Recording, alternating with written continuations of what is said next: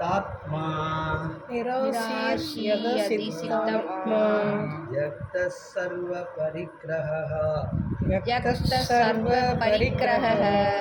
शारीरं केवलं कर्म कुर्वन्नाप्नोति किल्बिषम् निराशीर्यद सिद्धात्मा त्यक्तः सर्वपरिग्रहः शारीरं केवलं कर्म कुर्वन्नाप्नोति किल्बिषम् படிக்கணும்னு ஆசைப்படுறவங்க படிக்கலாம். சித்தாத்மா இத்யக்கு சர்வபரிக்ரஹ ஷாரீரம் கேவலம் கர்ம குர்வன்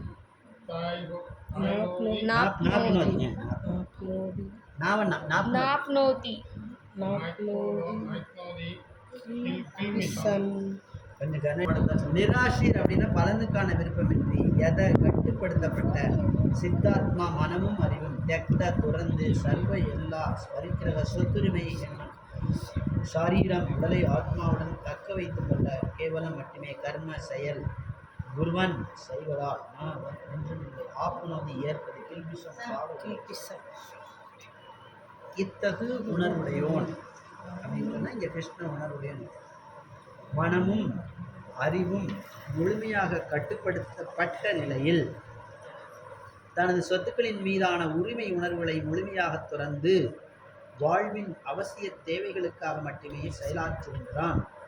இவ்வாறு செயல்படுவதால் அவன் பாவ விளைவுகளால் பாதிக்கப்படுவதில்லை. பொருளை படிங்க.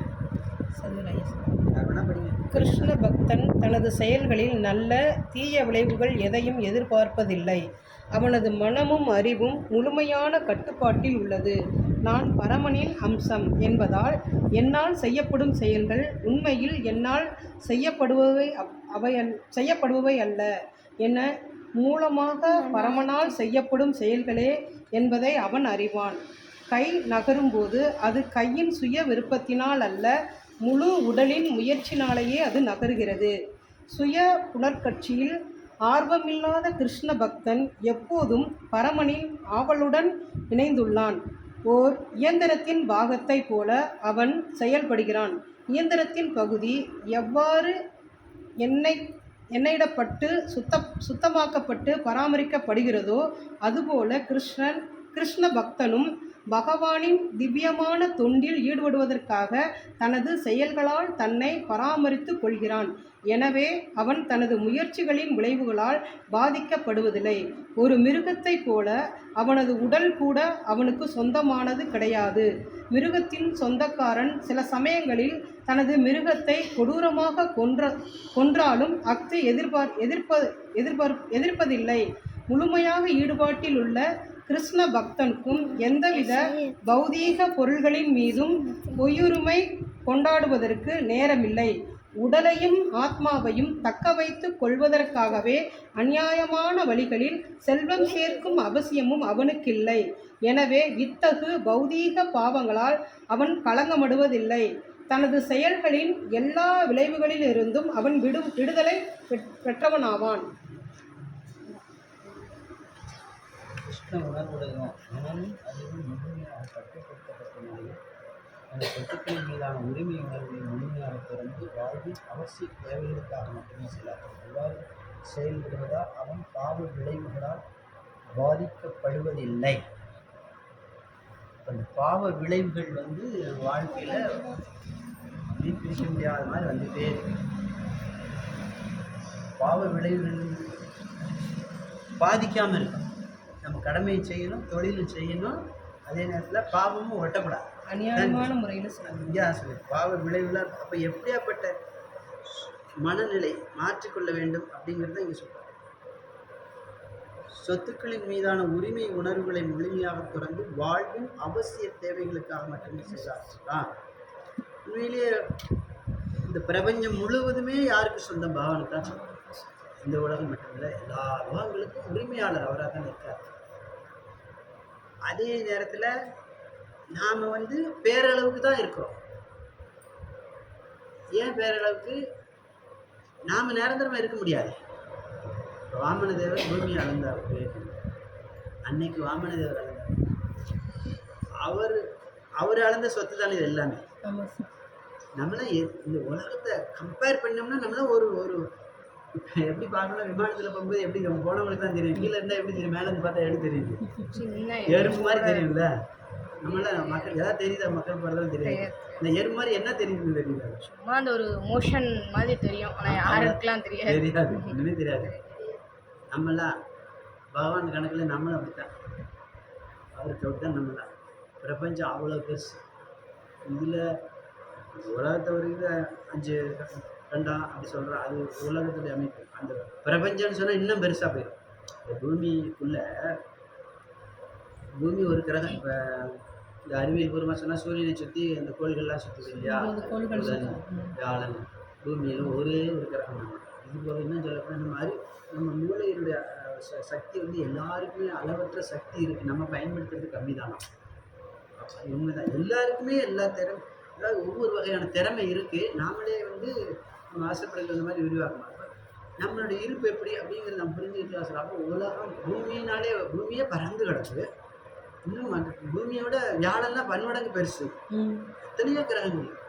இது ஒரு பிரபஞ்சம். இப்போ ஒரு பந்து எடுக்கிறோம்னா, இப்போ பந்து பார்த்தீங்கன்னா ஒரு பந்து தானே. இந்த ஒரு பந்துக்குள்ளே தான் நம்ம இவ்வளோ பேசிகிட்டு இருக்கிறோம்.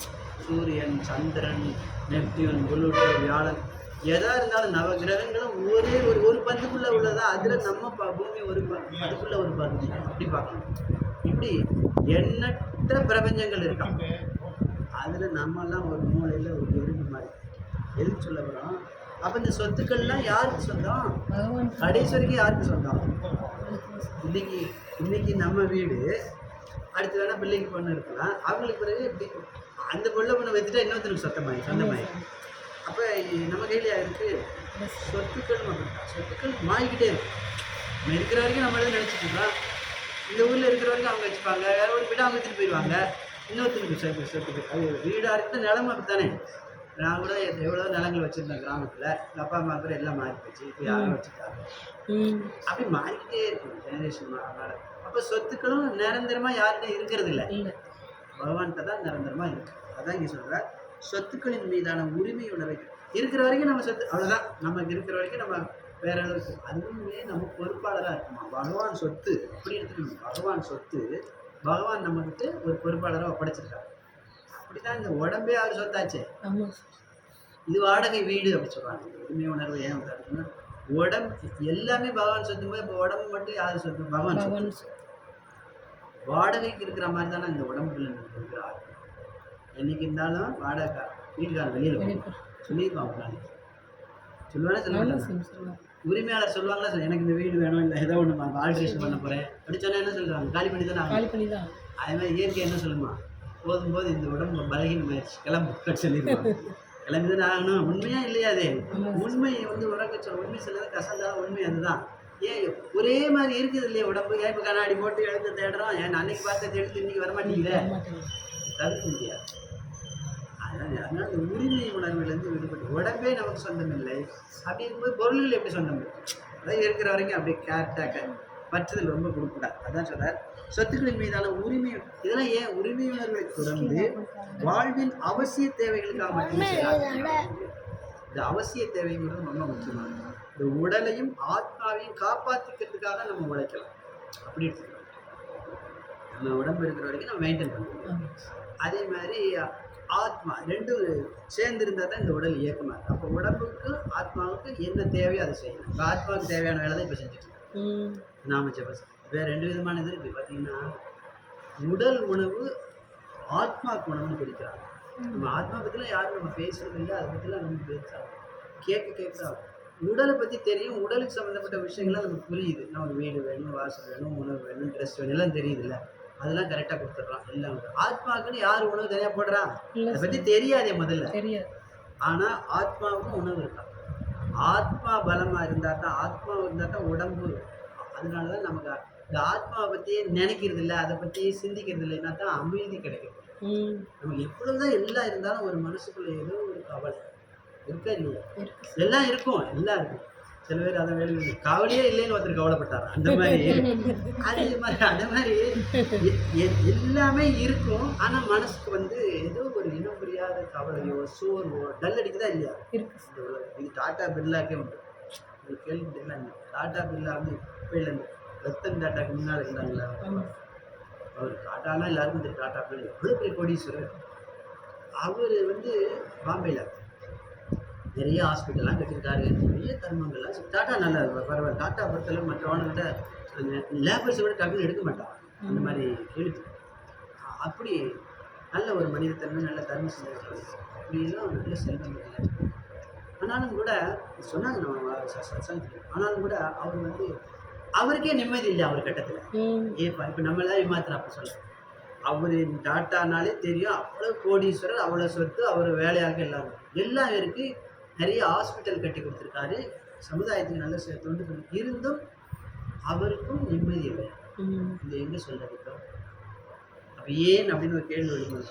சரி, அது இன்னும் ஏன் தெரியுமா? அவருக்கு அவங்க ஒய்ஃப் வந்து உடல்நிலைனா சரியில்லாத, சரி நம்ம மாதிரியா அவங்க எத்தனை ஆஸ்பத்திரி பார்ப்பாங்க, எத்தனை வெளிநாடு கட்டுவாங்க, எங்கே காமிச்சாலும் அவங்க படுத்து பிடிக்காத பாருங்க. அவர் வாழ்க்கையில் எப்படி அமைச்சிருப்பாரு.